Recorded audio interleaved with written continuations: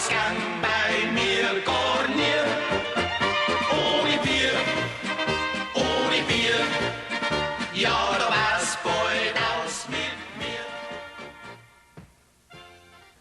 Hello, my name is Joseph Cook. Welcome to part 4 of the series, Freedom Through Travel. Today we look at Western Europe. Today we start in Brussels. The first thing to see in Brussels, or the main thing to see for tourists, is something called Mannequin Piss. This is an odd tourist attraction. It's a statue of a young boy relieving himself near the La Grande Place. There's a couple legends behind this story. The first legend is that this was a boy that got lost, and he's a son to this wealthy bourgeois family, and they found him in this position. And the second part of the legend is, or a different legend, is that he was a boy that was walking around and actually saved City Hall by relieving himself on a firecracker that was set to destroy the City Hall. Next to, or very close to Mannequin Piss, is La Grande Place, which is the central area. I had been in Brussels before, but just during the day. It was a very active place during the day, and it's even more active at night. Most of the buildings here are from the 17th century. There's actually a market area that started in the 14th century, and it became more and more popular, and then buildings began to be built up slowly until it's what it is today. There's also many restaurants in this area, and one of the things that you need to try if you do go there is Belgian waffles, which are really good, and nearly every restaurant has them. The next country I went to actually is Luxembourg, which is a very small country. I went to Luxembourg City. This is a good place to go on a Sunday, which I was there on a Sunday. It's a very relaxing place, very scenic place to be. Not much as far as tourist attractions. One place I did go is there was a castle built in 963, and actually it was blown up by the townspeople in the 19th century, but what was left are some chambers. There's actually 14 miles of chambers, some as deep as 131 feet deep. And these were actually used as a bomb shelter in World War II against the Nazis. There's also a series of small squares, and the roads here are very narrow and a bit confusing. I got lost quite a few times, but luckily Luxembourg City isn't very big. And like I said, this is a place that's very affluent. Actually, I remember I took pictures of the cars because I saw absolutely no cars with rust. And most of them are BMWs or Mercedes. And even the people that were in the park, the homeless people in the park, were clean shaven and had nice clothes on, actually. The next country I went into was Germany. I went to the western part of Germany. Yeah. Wunderbar. Ach so, ja. Ich freue mich, dass Mr. Koch hier war. And the first city I visited was Cologne. There's one building in Cologne that really dominates, and that's the Dom. This is a church that was actually started in 1248, but wasn't completed until 1880. In the early years, they had finished some choir stalls and a large cross, but then they didn't do any work on it for another 300 years until they finally finished it in the 19th century. Also in this area are the Roman walls. Rome did build the community here in 50 AD, so there are still some remnants of the Roman walls to look at. Another nice area to go is relaxing along the river. That seems to be a hobby for most people. On the opposite side of the Dom, you can relax along the river. I went across the river, the bridge, because my hostel's over on that side. There's also a fairly large park that you can go through. The next day I went to two cities, actually, Bonn and Dusseldorf. They were both 20-minute rides from Cologne in either direction. The first one I visited is Bonn. Bonn was actually an important city at one time because it was the capital of West Germany. But now with reunification, much of the power base is returning to Berlin, so it's slowly losing its influence. There is a university here, a rather large university, and also a pretty impressive city hall. One of the main buildings here is the building where Beethoven was born in 1770.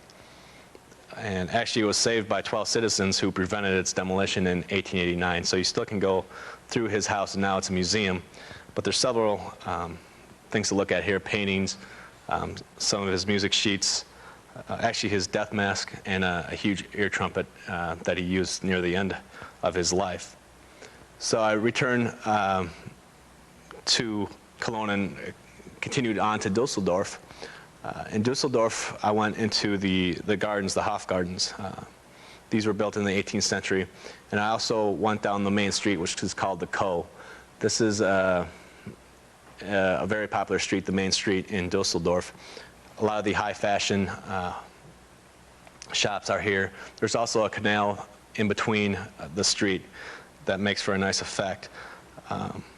And at the end of the Co Street, near the Hofgardens, is the Co Bridge, which has a statue of Triton hunting and fishing.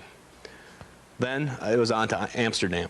I had actually visited Amsterdam before, so this was just a quick pit stop. I stopped in Central Station, and looked around. Immediately you see the canals. Amsterdam is called the Venice of the North because of all the canals. And it's kind of just an enjoyable sight to see the canals. And then I walked down the main street to the main square. There's a series of historical buildings here. There's the Royal Palace and also a monument with World War II Liberation Monument, and a lot of mimes and kind of like street vendors working in this area. Amsterdam is kind of two different kind of towns. You can get the more traditional, you can see the more traditional things like the tulips and the wooden shoes and the windmills fairly easily in here. But you can also see another reason why some people go is for the legal drugs and the legal prostitution. The red light district is located very close to Central Station.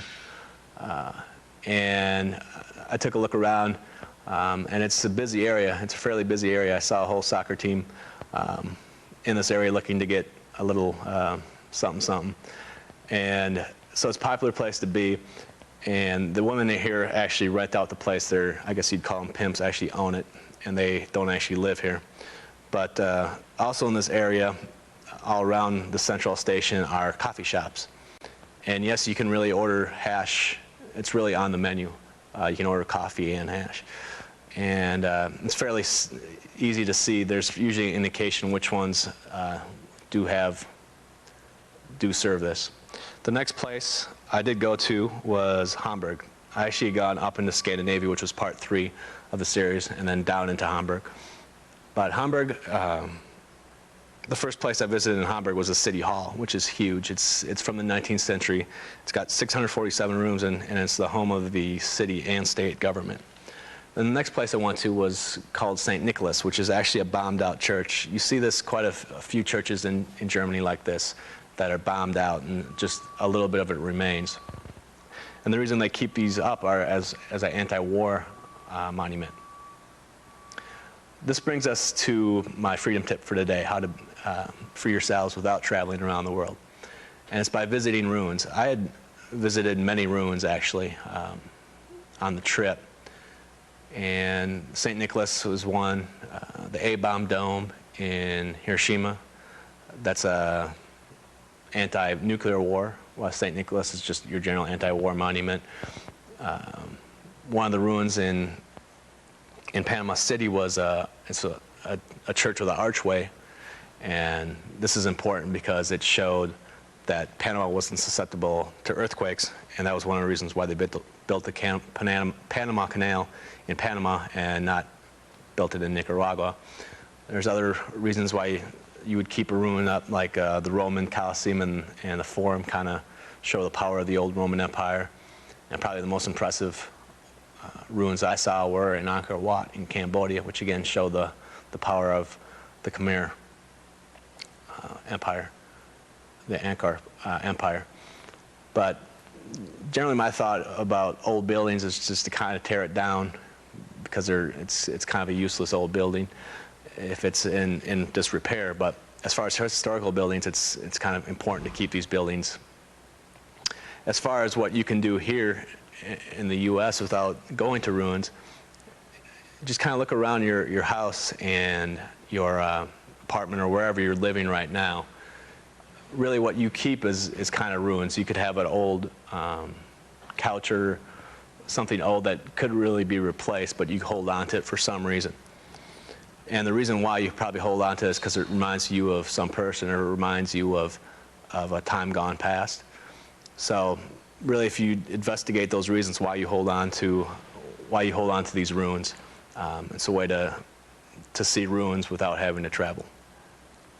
But moving back to Germany, the next place I visited was also another church. This one wasn't bombed out. This was St. Michael's. And what's nice about St. Michael's is it has a high tower where you can overlook the city. And here you can really tell how important the port of Hamburg is. It's still a port, a major port city. Then also, the next day I also visited two cities. This is fairly easy to do because the cities are so close together. Bremen and Hanover is where I visited next. Bremen has one of the main tourist attractions in Bremen is the Four Musicians. This is a sculpture of a statue of a donkey, a dog, a cat, a rooster on each other's shoulders. And again, this has several different possibilities of legends around it. The first is that these animals were threatened, so they went to Bremen for protection.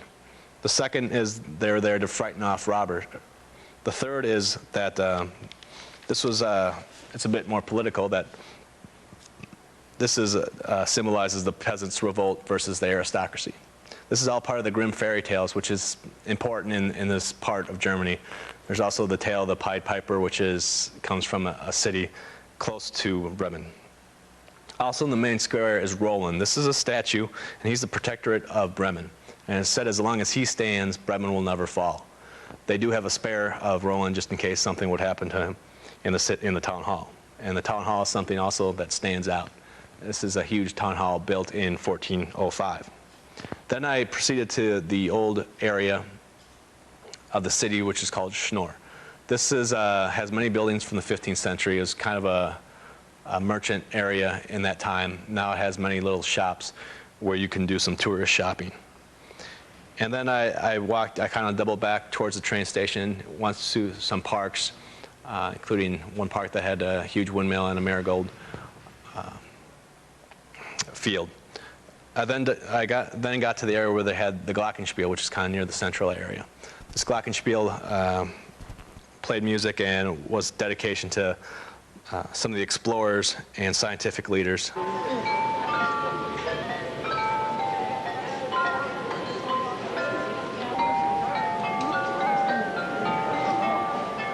The next place I visited was Hanover, like I said. What's nice about Hanover is they have a red line, made of paint, and this red line goes past most of the main tourist attractions in Hanover. It starts with the Opera House, goes past the archer shooting at the City Hall. One area where it's just too far off the red line that they didn't paint it was Grosser Garden. It's a bit off the red line. It's walking distance, but it'd be a long walk. I did go there. This is a really huge garden. It's developed 300 years ago, and there's several, there's a big garden, but there's also several smaller themes like a rose garden, a Renaissance garden. And then I returned back to the red line and went through the old City Hall and then the new area of the city. The next place I went in Hamburg is St. Pauli district. And yes, the beer St. Pauli is named after this. This is a bit of a dodgy area, though. They also have a red light district, a much smaller red light district than in Amsterdam. There's supposed to be a fence here, a steel fence that keeps out people.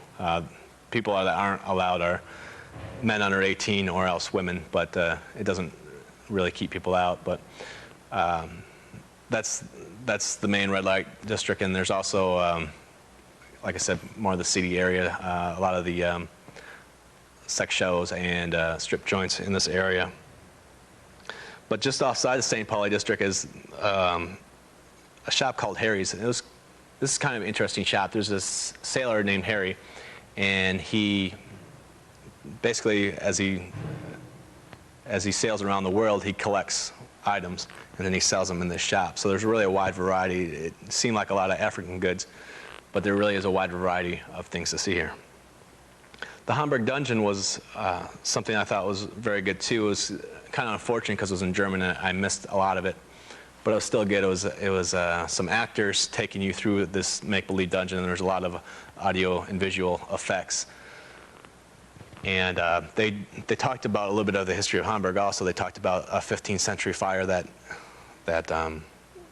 destroyed a large part of the city. They also talked about witchcraft, some of the ways of torture. One that I remember was you'd be in a drum. They'd put you in a drum. This is for speaking against the church. And this drum would have knives in it, and they'd kind of rotate you, and you'd be basically cut to bits because of the knife. This is something that the Pope apparently really liked. And the last place I visited in Hamburg was the Inner and Outer Altstadt. These are two lakes, big lakes in Hamburg, and this is again a good place to hang out as the sun sets. I returned to my hostel and was ready to take the overnight train when I realized that my backpack got stolen. I had left my backpack at the hotel with the innkeeper in a central area, but apparently somebody must have said, my backpack's in the common area, can I get it? And then they must have just grabbed the closest one or the biggest one, and they grabbed my backpack. So I was left with what I was wearing and my small backpack, which had my camcorder and my camera and some papers. So that was a bit upsetting, but I can't really do too much about it. I went to Stuttgart the next day, and luckily there's one main street in Stuttgart, the Königstrasse, and along this street there's many clothing shops, so I was able to do clothes shopping and some tourist attractions all at the same time. And Stuttgart's really dominated by parks. There's 8 kilometers of parks, which is a lot. And they also have a Schlossplatz here, which is the castle square. This is kind of a nice area just off the main street. There's palaces, fountains, and statues, some dating all the way back to 1841. They also had a summer festival there where there was singing and dancing. The next day, I went to Heidelberg, which is very close to Stuttgart. This is where I saw Ludwig's castle from the 13th century. And it was a tough walk up, but you get a good view of the old city. There's an old city and a new city. No tourists really go to the new city. But the old city it's how I imagine a German town to be. It was a small town in a valley between some big hills, and just the designs and just to see the flowers on the windowsill. It's really how I imagine a German city to be.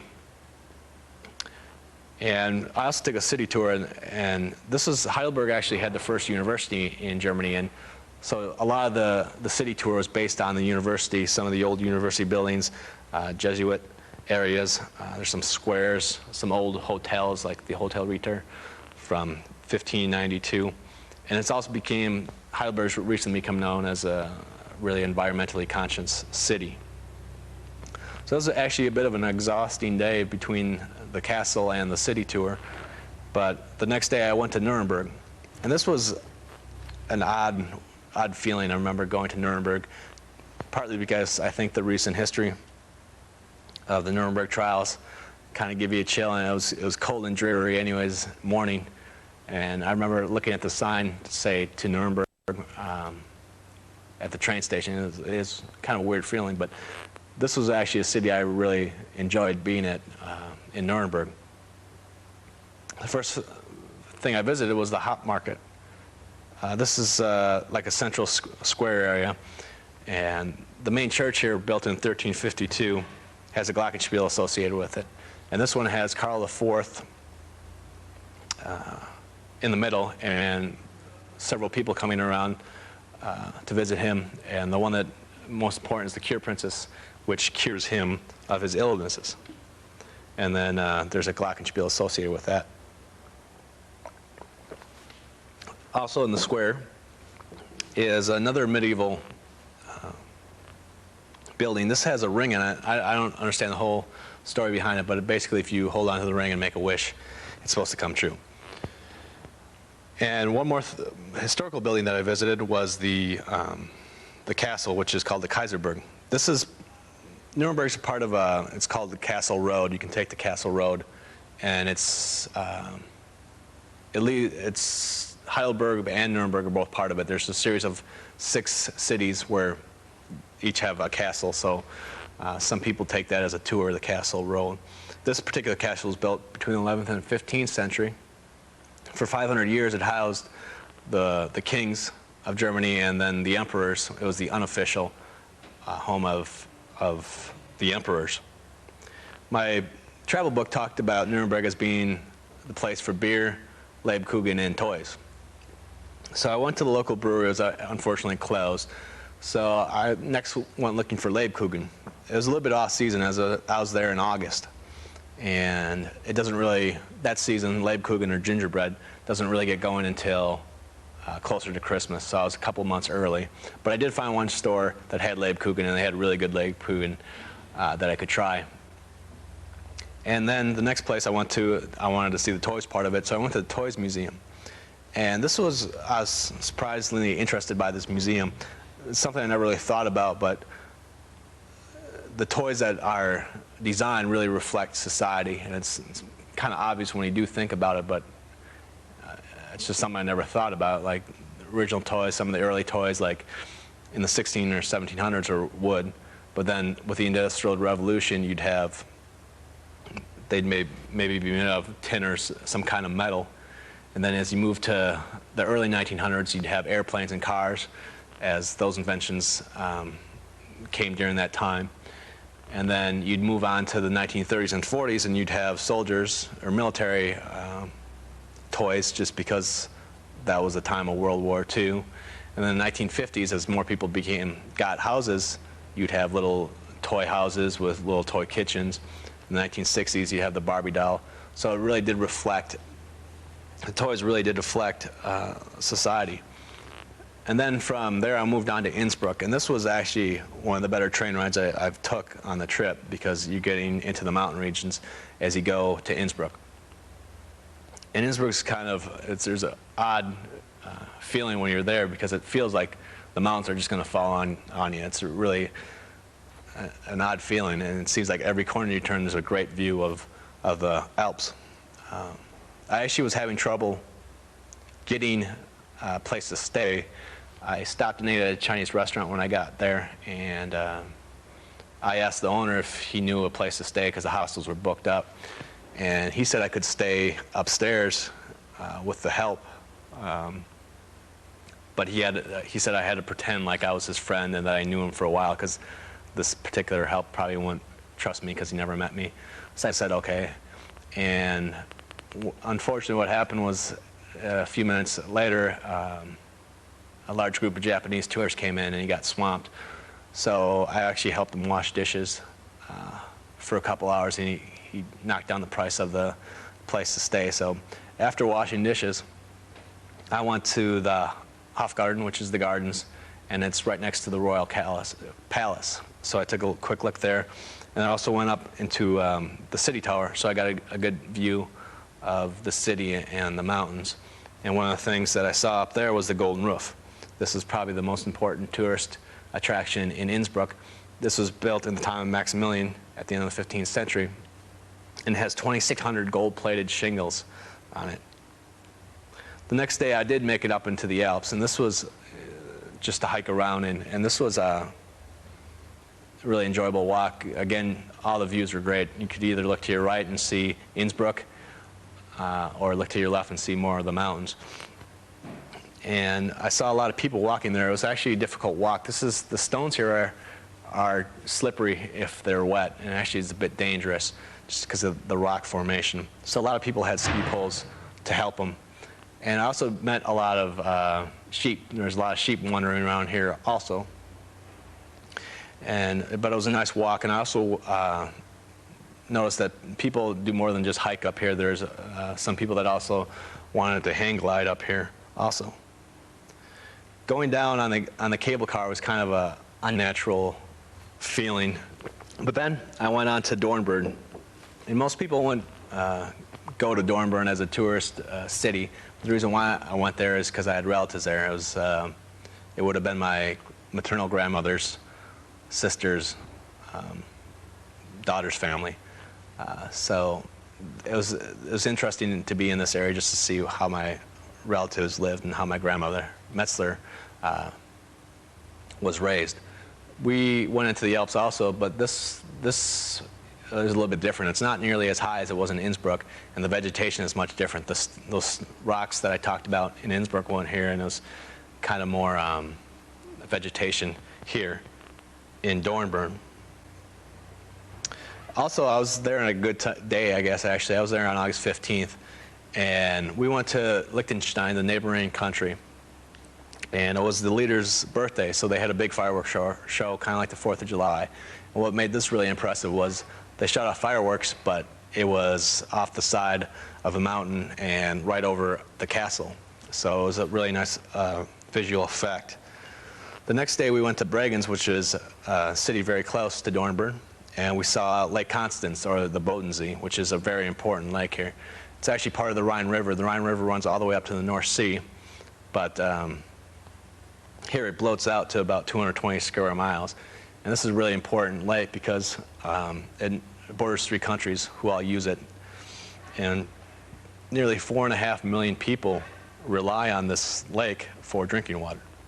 And you can also get a nice view of Bregenz, Dornbirn, and some of the other small towns in this area. I also gave Lucas a little hat, and he tried to yodel, but he proved to me that all Austrians don't know how to yodel. He was a relative, young relative. He's about 9 or 10 years old. We did go through Bregenz then and took a small city tour, and we saw the old castle in Bregenz, and we also saw, it's called the Spiel, which is a music theater that's located right on the water. We didn't get to see a performance there, but I got an idea what it looked like. And then on the way back, on the ride back, I got to see the house where my grandmother Metzler was born. So it's, again, a good idea to see how my grandmother lived. The last place I visited was Zurich. I got a good overview of the city. The city actually started in 15 BC and was fortified around the 10th century, and in 1718 became a free imperial city.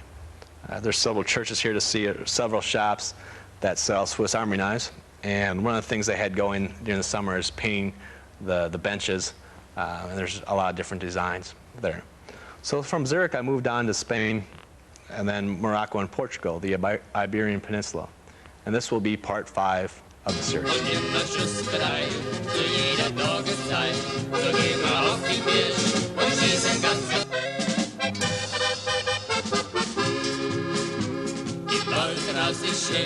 So herrlich und fein, der möcht gern wohnen, der möcht gern sein. Der ist das ganze Jahr die herrlichste Ruhe, die Vögelein, die singen da dazu. But I can't really do too much about it. I went to Stuttgart the next day, and luckily